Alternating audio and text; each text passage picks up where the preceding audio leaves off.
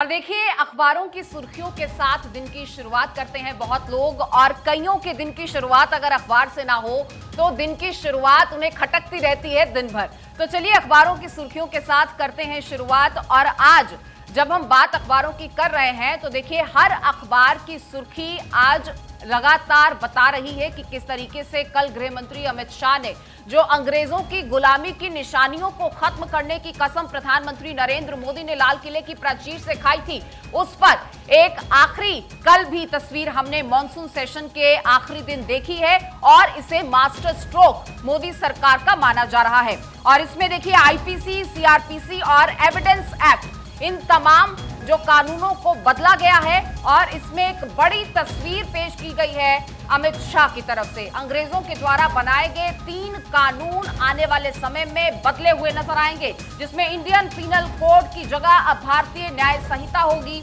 और इसके साथ ही सीआरपीसी यानी कोड ऑफ क्रिमिनल प्रोसीजर, इसकी जगह आपको भारतीय नागरिक सुरक्षा संहिता आने वाले समय में कानून इसके तहत होंगे और इंडियन एविडेंस की जगह भारतीय साक्ष्य संहिता होगी। तो देखिए, लगातार साक्षी हम ये तस्वीरें जो दिखा रहे हैं, जो हम खबरें बता रहे हैं, मैं ये बहुत ही इंटरेस्टिंग सी हेडलाइन भास्कर में जो आज देखने को मिली है, साक्षी के बारे में आप मुझे बता भी रही थी। देखिए, तारीख पर तारीख नहीं, और क्योंकि गदर 2 साक्षी रिलीज हो चुकी है तो वैसा कार्टून भी हम देख रहे हैं जिसमें नलका फाड़ते हुए गृह मंत्री अमित शाह को दिखाया गया है और अंग्रेजों के कानून उस नलके का नाम है। तो ये आप देख सकते हैं, ये बहुत इंटरेस्टिंग सी हेडलाइन और इसके बारे में तफसीलात आपसे मैं जानूंगी, क्योंकि अब तारीखें नहीं होंगी।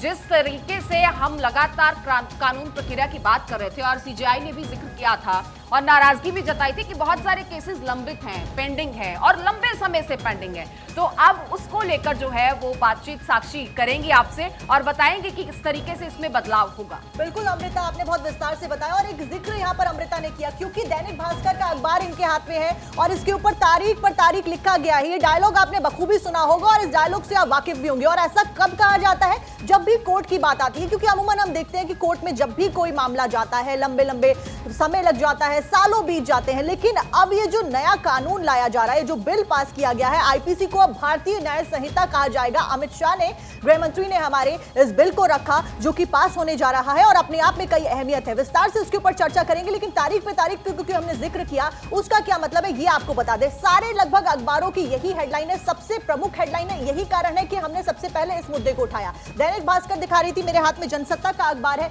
जनसत्ता में भी राजद्रोह कानून खत्म होगा, भगोड़े पर चलेगा मुकदमा, ऐसे तमाम विषयों के ऊपर लिखा गया। लेकिन तारीख का जिक्र किया तो वो आपको बता दें, यहां पर बताया गया है कि अदालतें अब फैसला सालों तक लंबित नहीं रख पाएंगी। सालों तक फैसला लंबित रखना अब अलाउड नहीं होगा और आपने जब फैसला खत्म कर लिया है तो जो सुनवाई खत्म कर ली है, आपको फैसला 30 दिनों के भीतर यानी कि 30 डेज के अंदर अपलोड करना होगा और फैसला सुरक्षित जो रख लिया जाता है और उसके बाद बहुत लंबी प्रक्रिया चलती है। तो 30 दिनों के भीतर सुनवाई खत्म करने के बाद आपको फैसला सुनाना पड़ेगा विद इन 30 डेज, और साथ साथ में आपको वो फैसला सुनाने के बाद उसकी कॉपी ऑनलाइन अपलोड भी यहां पर करनी पड़ेगी। बिल्कुल, देखिए, एक के बाद एक जो तमाम बदलाव हैं वो भी हम दर्शकों को बता रहे हैं और खास तौर पर अगर महिलाओं के प्रति, क्योंकि मैं खुद एक महिला हूं, हम सब महिलाएं हैं, और महिलाओं के प्रति जिस तरीके से साक्षी हम देख रहे हैं कि दिन प्रतिदिन अपराध जो है वो बढ़ते जा रहे हैं। रेप की बात की जाए, गैंग रेप की बात की जाए तो उसमें बहुत बदलाव किए गए हैं। रेप में जो सजा का प्रावधान है वो बदल दिया गया है, मौत की सजा भी हो सकती है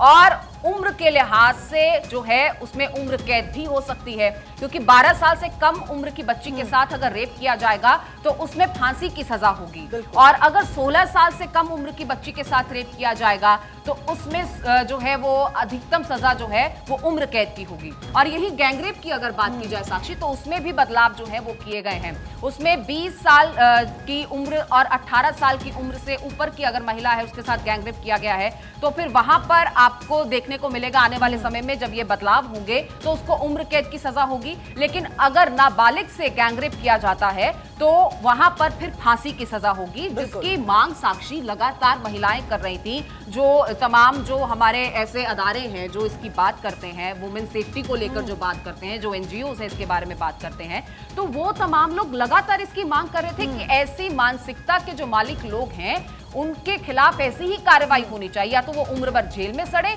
या फिर फांसी की सजा उनके लिए मुकर्रर कर देनी चाहिए। और प्रिया, लगातार अलग अलग एंगल्स पर बात कर रहे हैं, क्योंकि ये जो बदलाव कल हुआ है, ये जो गुलामी की जंजीरों को तोड़ते हुए कदम और हम आगे बढ़े हैं, इससे एक नहीं कई कानून हैं और कई ऐसी चीजें हैं जो आने वाले समय में बदलेंगी। प्रिया, बिल्कुल, सबसे पहले अपने दर्शकों को हम ये बता दें कि गृह मंत्री अमित शाह ने जब इस बिल को पेश किया तो उन्होंने ये कहा कि इससे काफी ज्यादा बदलाव आएगा, और साथ ही साथ ये भी कहा कि इससे पूर्व में जितने कानून थे वो कहीं ना कहीं बात करते थे कि किस तरीके से दंड यहाँ पर मिले, लेकिन ये जो कानून है, जो बदलाव यहाँ पर किया गया है, वो बात करते हैं कि किस तरीके से इंसाफ मिले। इस वक्त मेरे पास 2 अखबार है, लेकिन आप देखिए फर्स्ट इंडिया ने बहुत इसमें इंटरेस्टिंग एचएल लिखी है, और जो सुर्खी है वो ये है कि monsoon session concludes day after Modi, Shah plays winning shot on last ball. प्रधानमंत्री इसका जिक्र करते हैं और इसको विजनरी शाह बताया गया है, जिन्होंने जस्टिस फर्स्ट मूव की बात यहाँ पर की है। कुछ कानून जिसमें बदलाव हो रहा है वो आप एक बार जरा समझ लीजिए। Indian penal code, criminal procedure code और इंडियन एविडेंस एक्ट को दरअसल यहाँ पर खत्म किया जाएगा। इसके अलावा जो 3 नए कानून हैं जिसकी बात हुई है, ये हम आपको एक बार बताते हैं। इनकी जगह भारतीय न्याय संहिता, इसके अलावा भारतीय साक्ष्य अधिनियम सरकार लेकर के आई है, और सबसे महत्वपूर्ण है भारतीय नागरिक सुरक्षा संहिता। इसमें जो बदलाव है, जो महिलाओं को लेकर है, सबसे पहले आप ये समझिए कि मॉब लिंचिंग को इसके अंतर्गत लाया गया है, यानी कि जो भी कानून है उसमें मॉब लिंचिंग के लिए अलग से सजा का प्रावधान किया गया है। ये पंथ निरपेक्ष नहीं है, यानी कि आप ये समझिए कि अगर किसी व्यक्ति को भीड़ मारती है तो उसमें सभी जो इसमें शामिल हैं उन्हें दोषी करार दिया जाएगा। इसके अलावा महत्वपूर्ण यहाँ पर यह भी हो जाता है कि इस पूरे कानून की अगर हम बात करें तो नाबालिग से अगर कोई रेप करता है तो उसके लिए मृत्यु दंड का प्रावधान है।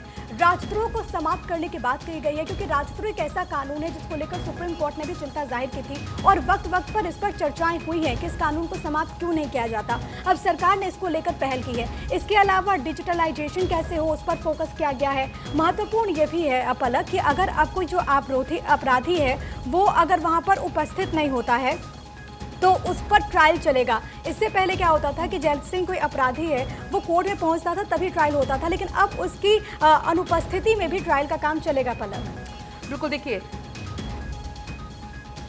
बिल्कुल जाहिर तौर पर पलक आप अपनी बात पूरी कीजिए, फिर मैं अगली खबर का रुख करूंगी।